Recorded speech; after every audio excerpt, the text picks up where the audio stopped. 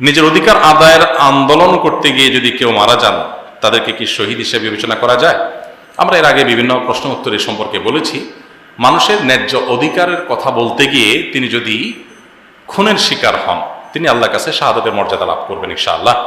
নবী করিম সাল্লাল্লাহু আলাইহি সাল্লামের প্রসিদ্ধ হাদিস রয়েছে এক্ষেত্রে, মান কুতিলা দুনা মাজলামাতিহি, যে ব্যক্তির কোনভাবে তার অধিকার হরণ করা হয়েছে, তার প্রতি জুলুম করা হয়েছে, এবং সেটার বিরুদ্ধে সে কথা বলতে গিয়ে বা সেটা বিরুদ্ধাচরণ করতে গিয়ে বা নিজের অধিকারকে আদায় করতে গিয়ে তিনি যদি জুলুমের শিকার হয়ে মারা যান, তাকে যদি খুন করা হয়, তাহলে তিনি আল্লাহর কাছে ফাহুয়া শহীদ, তিনি আল্লাহর কাছে শহীদ হিসেবে মর্যাদা পাবেন। অন্য আরেকটা হাদিস আছে বেশ প্রসিদ্ধ নবী করিম সাল্লাল্লাহু আলাইহি সাল্লামের, সেটি হলো মান কুতিলা দুনা মালিহি, যে ব্যক্তি তার সম্পদ রক্ষা করতে গিয়ে মারা যাবে। মান কুতিলা দুনা দামিহি, যে ব্যক্তি তার জীবন রক্ষা করতে গিয়ে মারা যাবে। অমান কুতিলা দুনা আহলিহি, যে ব্যক্তি তার পরিবারকে রক্ষা করতে গিয়ে মারা যাবে, ফাহুয়া শহীদ, সে ব্যক্তি শাহাদাতের মর্যাদা লাভ করবে। কিন্তু এখানে বিষয়টা এরকম হবে যে সে মারামারিতে লিপ্ত হয়নি, সচরাচর জীবন রক্ষার জন্য ধস্তাধস্তি করেছে, নিহত হয়েছে, সম্পদ রক্ষা করতে গিয়ে তাকে সন্ত্রাসী গুলি করেছে, খুনি গুলি করেছে, সে নিহত হয়েছে, শাহাদাতের মর্যাদা পাবে। কিন্তু যদি কেউ নিজে মারামারিতে লিপ্ত হয়, সে নিজে আরেকজনকে মারতে গেছে, একটা হলো জীবন রক্ষা করতে গিয়ে সে প্রহার করতে গেছে, ভিন্ন বিষয়। কিন্তু না, এমনি সাধারণ যে মারামারিগুলো হয় আমাদের সমাজে, বিভিন্ন বিষয় মতো পার্থক্য হয়েছে, মারামারি শুরু হয়ে গেল, এখানে মরলেই যে শহীদ হবে এত সহজ না। আবার এটা আমার মনে রাখতে হবে, কারণ নবী করিম সাল্লাল্লাহু আলাইহি ওয়াসাল্লাম এটা হলো সাধারণ মারামারির কথা বলছে। সে জীবন বাঁচাতে গিয়া তার জীবন হানি করতে হচ্ছে, সেখানে রক্ষা করতে গিয়ে সে মারা গেল, তার সম্পদ ছিনিয়ে নিচ্ছে, সেটা সে বাঁচাইতে গিয়ে মারা গেল, এগুলো শাহাদাতের মর্যাদা পাবে। কিন্তু আমাদের সমাজ যেটা হয় সচরাচর মারামারি, যেটা বললাম, যে কোনো একটা বিষয় নিয়ে, ইস্যু নিয়ে গন্ডগোল হলো, দুই গ্রামের মানুষের মধ্যে বিতণ্ডা হলো, মারামারি হলো, হ্যাঁ, শয়তান আপনার কাছে দেখাবে এটা তো আমার অধিকার আদায়ের জন্য মারা যাচ্ছি।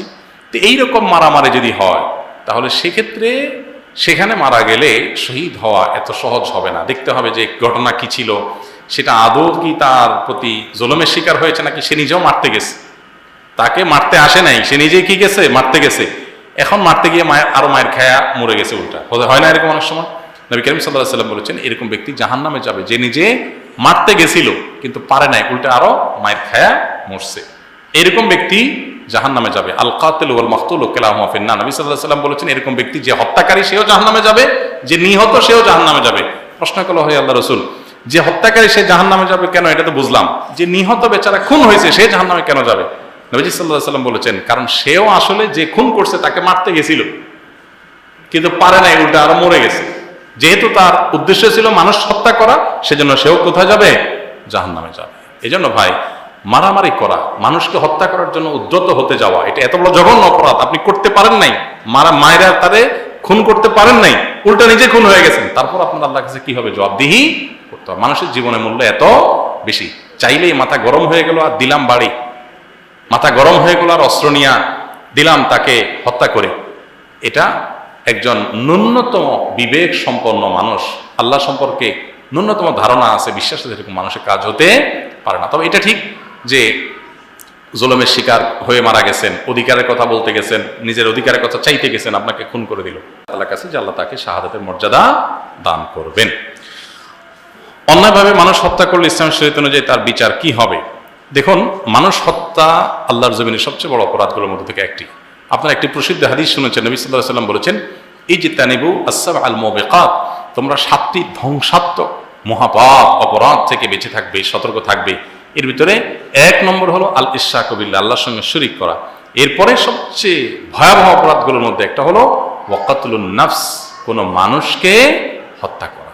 এটা এত বড় অপরাধ, আল্লাহ বলেছেন যে যে ব্যক্তি কোনো মানুষকে হত্যা করবে, ফাকা আন্নামা কাতালান নাসা জামিআ, একজন মানুষকে হত্যা করলে কেমন যেন সে গোটা বিশ্বের সব মানুষকে কি করলো?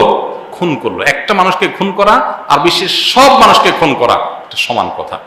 আল্লাহ সুবহানাহু ওয়া তাআলা আরো বলেছেন যে মান কাতালা মুমিন ওয়া মান ইয়াকতুল মুমিনান মুতাআম্মিদান, যে ব্যক্তি কোনো মুমিনকে ইচ্ছাকৃতভাবে হত্যা করবে, কোনো নিরপরাধ মানুষকে হত্যা করবে, এই ব্যক্তিকে আল্লাহ তাআলা ফাজাযাউহু জাহান্নামা, তার শাস্তি হলো সে জাহান্নামে থাকবে চিরকাল।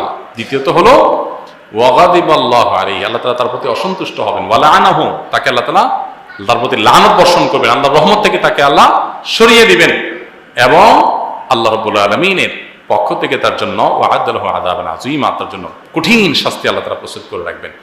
এজন্য ভাই, মানুষ খুন করার অপরাধ এত ভয়ঙ্কর যে নবী করিম সাল্লাল্লাহু আলাইহি ওয়াসাল্লাম বলেছেন, লা যাওয়ালুদ দুনিয়া আহওয়ানু আল্লাহি মিন কাতলি মুমিনিন আও কামা ওয়ারদা ফিল হাদিস, কোন ইমানদারকে হত্যা করা, কোন মুসলিমকে হত্যা করা, এটা আল্লাহর কাছে গোটা পৃথিবীর পতনের চাইতেও ভয়াবহ।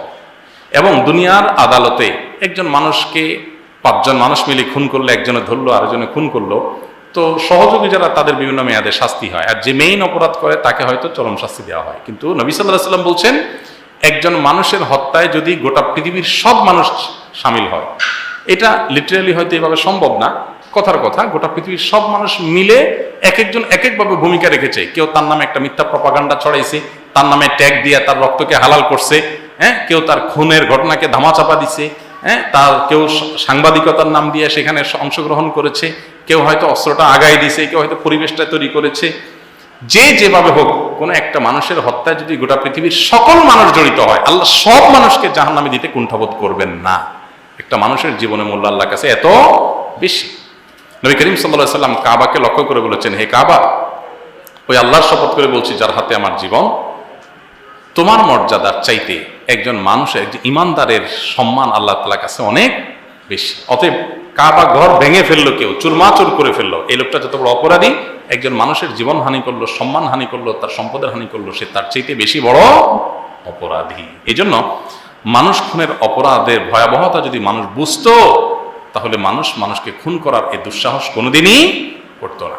আল্লাহ তাআলা আমাদেরকে সতর্ক হওয়ার তৌফিক দান করুন। শুধু মানুষ খুনই নয়, মানুষের সম্মান হানি, এটাও কিন্তু ভয়াবহ অপরাধ। নবী সাল্লাল্লাহু আলাইহি ওয়াসাল্লাম বিদায় হজের ভাষণে বলেছেন যে, ইন্না আমওয়ালাকুম ওয়া আমওয়ালাকুম ওয়া আরাদাকুম হারামুন কাহুরমাতি ইয়াউমিকুম হাযা ফি বালাদিকুম হাযা ওয়া ফি শাহরিকুম হাযা।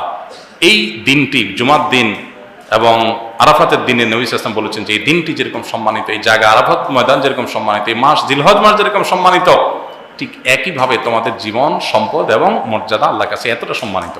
এগুলোর সম্মান হানি করা যেরকম জঘন্য অপরাধ, ভয়াবহ, ঠিক একইভাবে কোনো মানুষের সম্মান, জীবন এবং সম্পদ হানি করা অপরাধ। আমরা হয়তো অনেকে খুন করি না, কিন্তু মানুষকে অপমান করি, মানুষকে লজ্জা দিই, মানুষকে অসম্মান করি, মানুষকে ছোট করি, মানুষের সম্পদ হানি করি, তো টাকা মারি, তার হক নষ্ট করি। মনে রাখবেন, পুঙ্খানুপুঙ্খ করে এগুলোর বিচার হবে। আপনার আমলে, নেক আমলে, আপনার জিকির আজকারে, তেলাওয়াতে, তাজবিতে, দুরুদে, দোয়া, ইস্তেগফারে, এগুলোতে একটু কম আছে, বাঁচতে পারবেন। তো মানুষের এই হকগুলা নষ্ট করেছেন, কাউকে ছোট করেছেন, তাচ্ছিল্য করেছেন, অসম্মান করেছেন।